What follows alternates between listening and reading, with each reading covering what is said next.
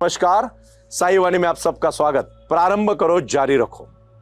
इसी विचारधारा से 23 नवंबर 2023 को साई वाणी का प्रारंभ हुआ। साई बाबा, कुछ घर गुजरने के लिए मौसम नहीं मन चाहिए, साधन तो जुट जाएंगे, संकल्प का धन चाहिए। इसी संकल्प के तौर पर पुणे स्थित खराड़ी के नजदीक वुवाले नगर में आज हमारी साई वाणी की अधिकृत पहली शाखा शुरू करने जा रहे हैं। हमारे सहयोगी परम मित्र संताराम सेवाराम पवार जी, जो इसी एरिया से पिछले 8-10 साल में रह रहे हैं और अपना व्यापार उद्यम कर रहे हैं, उन्हीं के साथ इसका दायित्व देके ये लोकल शाखा के पहली शाखा के अध्यक्ष के तौर पर मैं यहाँ डिक्लेयर करता हूं, मैं आवेदन करता हूं कि वो आज यहाँ के अध्यक्ष बने। उन्हीं का कार्य है। भाई और बहनों, मैं ये सब इसलिए कर रहा हूं कि आप आए और अपने अंदर जाए। कितना भी बाहर ढूंढोगे खुशी नहीं मिलेगी, लेकिन आप जब अपने अंदर जाओगे तो इतने खुश होंगे, शायद आपको किसी और खुशी की जरूरत नहीं रहेगी। मेरी बातें शायद आपको थोड़ी सी बचकानी लगेंगी। ऐसा क्या बोल रहे सर, अंदर कैसे जा सकते हैं? छोटी सी कहानी से मैं कहूंगा, ये कहानी बहुत प्रीतिपूर्ण है, मुझे बहुत अच्छी लगी। कहानी ऐसी है कि एक नौजवान लड़का अपने जीवन में कुछ करना चाहता था, लेकिन कर नहीं पाया, थक गया, हार गया। फिर उसके पिताजी ने सोचा, कोई बात नहीं, तू एक आश्रम में चला जा। और आश्रम में चला गया, 10 साल का ज्ञान प्राप्त किया, और 10 साल का ज्ञान प्राप्त करने के बाद फिर अपने घर आया। और उसी समय उस राजा ने ऐलान किया था कि जाओ मेरे गांव में, मेरे शहर में ऐलान करो और कहो कि इस राज्य का वजीर अभी बूढ़ा हो चुका है। वजीर मतलब सबसे बड़ा पद उस समय, आज जैसे हम कलेक्टर कहते हैं ना, उस समय वजीर का पद था। और उसका पूरी तरह से न्योता दिया गया, बाहर लोग गए। ये लड़के को भी लगा मैं भी पढ़ के आया हूं, वो भी चला गया। हजारों लड़के वहां आए। 3 लड़कों का चयन हो गया, और तीनों में 3 गांव के 3 अलग अलग थे। तीनों सामने आए, तीनों ने बहुत अच्छी तरह से उत्तर दिए। राजा फिर से कंफ्यूज हुआ, वो द्विधा मनस्थिति में गया, मैं किसको चुनूं? तीनों भी अच्छे हैं, लेकिन चुनना तो एक को ही है। फिर उन्होंने अपने पुराने वजीर को बोला, महाराज आप थोड़ा हमें मार्गदर्शन करिए, क्योंकि उस समय ज्ञानी लोगों को बहुत कीमत थी। आप भूल जाओगे 2 बार पहले के पुणे के खासदार कौन थे, नहीं बता सकते आप, लेकिन स्वामी विवेकानंद को भूल नहीं सकते आप। ये छोटे बच्चों को भी महात्मा गांधी पता है, लेकिन उसको ये नहीं पता कि इसके पहले के 2 मुख्यमंत्री कौन थे। राजनेता को लोग भूल सकते हैं, आध्यात्मिक और ज्ञानी लोगों को भूल नहीं सकते। आप सेवालाल महाराज की सेवा करते हैं, कभी भूल सकते? शायद आप अपने माँ बाप के प्रति कभी कटु शब्द बोल सकते, लेकिन भगवान के प्रति नहीं बोल सकते। ये बात मैं इसलिए कहना चाहता हूं। उस समय तीनों लड़के आए, वजीर बहुत अनुभव होता है काम में, जीवन में। उन्होंने कहा, ऐसा करो महाराज, आप उनको बोलो 1 साल के बाद फिर से आ जाओ, और जाने के पहले एक चीज करो, उनके हाथ में मुट्ठी गेहूं दे दो। बस इतना ही बोला, और उनको बोला 1 साल के बाद आ जाना। तीनों ने गेहूं लिए और घर चले गए। पहला गया, पहले ने सोचा महाराज ने दिए हुए गेहूं ऐसे थोड़ी ना है, वो सोने की डब्बी करता है और उसमें रख के हर दिन पूजा करता है कि मेरा चयन हो जाए, मेरा सिलेक्शन हो जाए। दूसरा थोड़ा समझदार था, उसने बोला नहीं, गेहूं दिए तो कुछ ना कुछ कारण है। फिर वो अपने पिताजी के साथ खेत में चला जाता है और गेहूं फेंक के आता है, और कहता है कि चलो अभी इस धान में आएंगे और फिर गेहूं निकलेंगे, और अपना अपना काम करने लगता है। तीसरा और समझदार था, जो आपको आपके जीवन में करना है। गेहूं क्यों दिए? गेहूं और भी कुछ दे सकते थे, गेहूं ही क्यों दिए? और फिर वो गेहूं को लेता है, बगीचे में जाके पिताजी के साथ जाके छोटी सी जमीन को पहले तैयार करता है, जमीन को सूखने देता है, फिर उसको पानी देता है, फिर उसके ऊपर तन आता है, तन को निकाल देता है, फिर जमीन को अच्छी बनाता है, और फिर उसमें वो गेहूं बोता है। गेहूं बोने के बाद 4-5 दिन में छोटे से अंकुर बाहर आते हैं। फिर उसका बहुत अच्छी तरह से ख्याल करता है। 3 महीने में उसमें गेहूं अलग जाते हैं, 4 महीने में वो सबको निकालता है, फिर से वो डालता है, 8 महीने हो जाते हैं, 1 बोरी गेहूं बना के रखता है। और 1 साल के बाद बराबर उसी तारीख को तीनों एकदम खुशी से चयन के तौर पर आना चाहते। महाराज पूछते, बेटा पहले ने क्या किया? बोले सोने की डब्बी में है, ये देखो। और देखता है तो उसको कीड़े मुंगे लगे थे। ज्ञान लोगे और कुछ नहीं करोगे, क्या फायदा? दूसरे को बोलते, बेटा क्या किया? बोला मैं खेती में डाल के आया हूं, चलो मैं देख के आता हूं। जाता है तो गेहूं कहीं नहीं थे, तन ही तन था। हमारे मन में काम, क्रोध, मद, मत्सर, लोभ, अहंकार जन्म, ये छोटा बच्चा है, ये खूनी नहीं है, लेकिन अगर इसको अच्छी आदत नहीं मिली, अच्छी संगत नहीं मिली, तो एक दिन ये आपको कहीं गलत जगह पे भी दिख सकता है। लेकिन उसको अच्छे संस्कार मिले तो वो कहां दिखेगा? अच्छे घर में दिखेगा। यही तो हमारा जीवन है, हम गेहूं है, याद रखना हम गेहूं है। और तीसरे को बोलते बेटा क्या किया? बोले कुछ नहीं, मैं एक बोरी लाया हूं, मैंने एक दो बार ऐसा प्रयोग किया और फिर मैंने, आप खेती में तो आपको पता है 4 महीने में वो फल निकलता है, और एक बोरी लाया हूं। वजीर, पुराने वजीर बोलते हैं इसको सिलेक्ट करो, आपका वजीर बोल के बाकी दोनों को वापस भेज दो। तीनों सिलेक्ट हुए थे। मानव जन्म में हमें अवसर मिला था कुछ अच्छा करने के लिए। इसी जन्म में आके कोई बुद्ध बना, कोई महावीर बना, कोई सेवालाल महाराज बना, कोई साईं बाबा बना, और कोई कुछ भी नहीं बना। इसी जन्म में साईं बाबा को भी 2 पांव है, हमें भी 2 पांव है, बट बाबा के पांव कहां चले गए? लोगों की सेवा में चले गए, अच्छे कार्य में चले गए। और कौन गलत लोग कहां जा रहे? भाई और बहनों, यही साईं वाणी का आज का मॉरल है कि अपने जीवन में लिए हुए ज्ञान को अच्छे संस्कार के साथ जोड़ के अपने जीवन में परिवर्तन लाना। और यह परिवर्तन लाने का काम मैं खुद, मेरे पिताजी नाना साहेब जी कर पे, उनका मुझे आशीर्वाद, मैं खुद एडवोकेट डॉक्टर सुनील नाना साहेब कर पे और हमारी पूरी टीम आज आप सबको आश्वासित करते हैं, विश्वास के साथ कहते हैं कि हमें मेडिटेशन को शुरू करना है। आप थोड़ा सा मैं साई ध्यान के प्रति आपके साथ बात करूंगा, बट उसके पहले आपको साई क्रिया करनी पड़ेगी, और साई क्रिया जब होगी तब साई ध्यान होगा, और जब साई ध्यान लगेगा जीवन की गाड़ी हमारी पटरी पे आ जाएगी। रोटी कपड़ा मकान शिक्षा आरोग्य होगा बाहर के साइड, अंदर के साइड में क्या है? अंदर के साइड के लिए यह सेंटर खोला है। गुरुवार को और रविवार को 1.5 घंटा यहां आना है।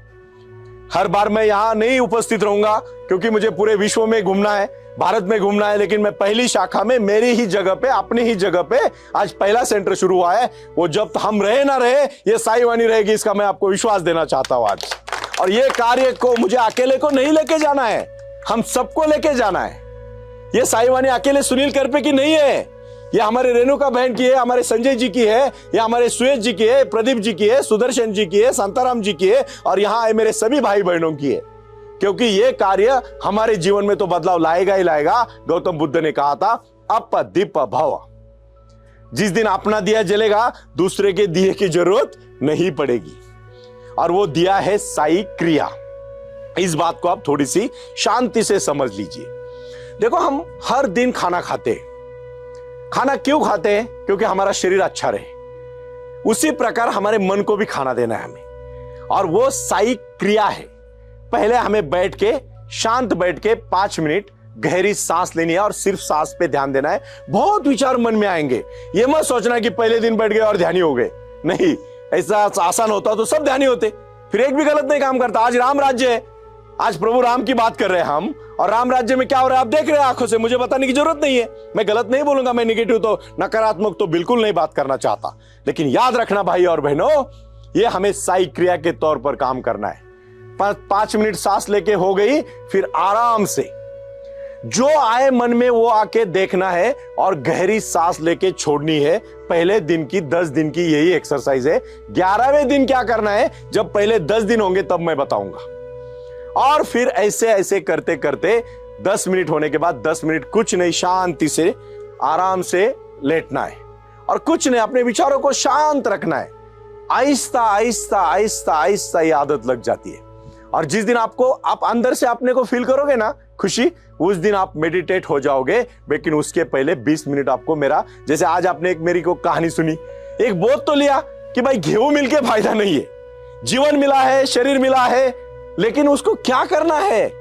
कोई चोर बनता है, कोई उचक्का बनता है, कोई लफंगा बनता है, कोई गुनेगार बनता है, और कोई कलेक्टर बनता है, कोई अच्छा उद्योगपति बनता है। तो शांताराम आज धूप में, आज मैं आपको एक बात बताता हूं, पर्सनल बात।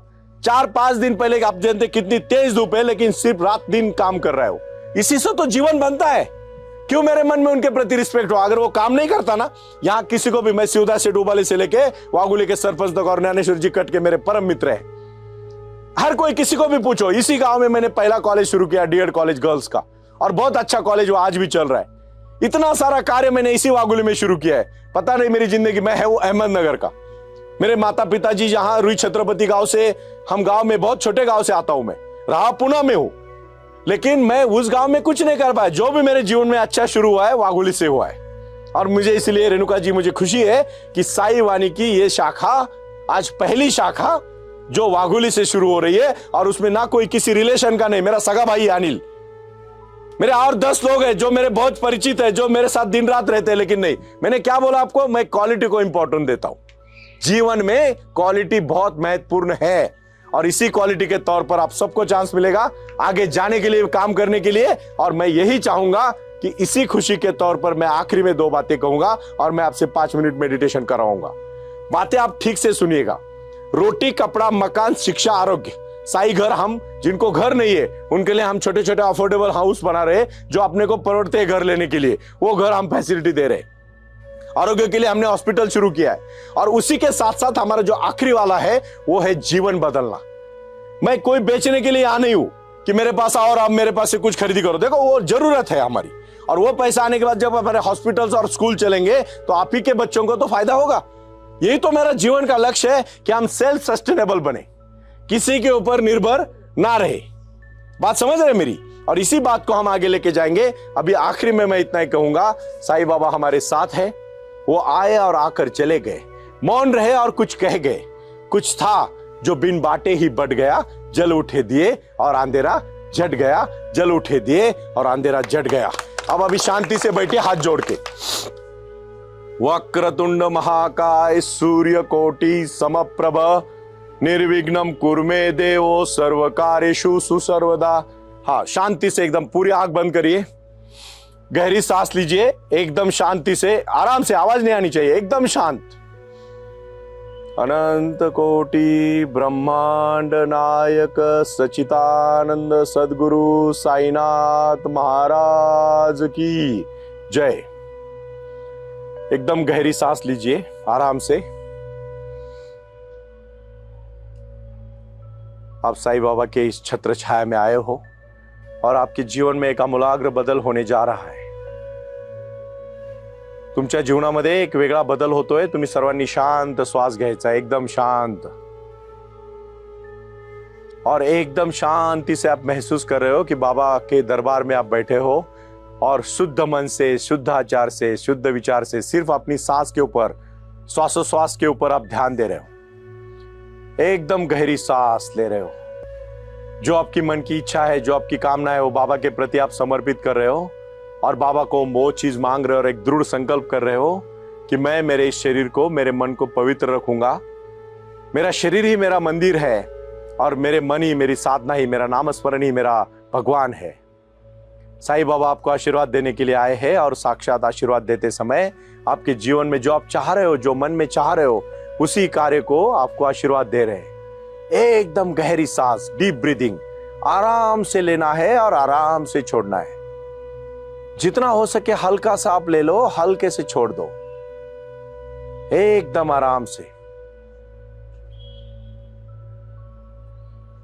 और 2 मिनट आपको गहरी सांस लेनी है। पूरे आंख बंद होंगे, दबाने की जरूरत नहीं है, शांति से, एकदम शांति से। ओम साईनाथाय नमः। गहरी सांस ले रहे हो आप आराम से। अनंत कोटि ब्रह्मांड नायक सच्चिदानंद सद्गुरु साईनाथ महाराज की जय। बाबा, यहाँ ये सभी भक्तों की मनीषा है और उनकी जीवन की इच्छाएं पूरी कर दीजिए और उनके जीवन में सुख, शांति और समृद्धि के साथ पर साईं वाणी के पद पर चलने के लिए उनको आशीर्वाद दीजिए। वो अपने जीवन में, अपने कार्य में पूरी तरह से सक्सेस हो जाए, यशस्वी हो जाए।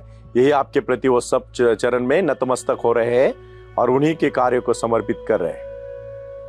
ओम शांति शांति शांति। अभी आप अपने हाथों पे हाथ जोर से करिए, एकदम जोर से, गर्म होनी चाहिए। और हल्के से अपने आंखों को लगा दीजिए, हल्के से, पूरे चेहरे से घुमाइए। यस, बस शांत बैठिए अभी, बिल्कुल मौन, 1-2 मिनट अभी शांत, रिलैक्स बैठिए, बट बिल्कुल नहीं बोलना है। शांत रहने में जो आनंद है ना, वो ज्यादा बातचीत में नहीं है। आप जितना शांत रहोगे ना अंदर से अंदर, उतना खुशी मिलेगा। आंख खोल सकते हैं बट शांत बैठिए आप। ये आदत लोगों को कम है। लोगों को लगता है किसी न किसी के साथ बातचीत ही करनी चाहिए। बिल्कुल नहीं, शांति रहो। लाइफ में शांति बहुत इंपॉर्टेंट है जीवन में।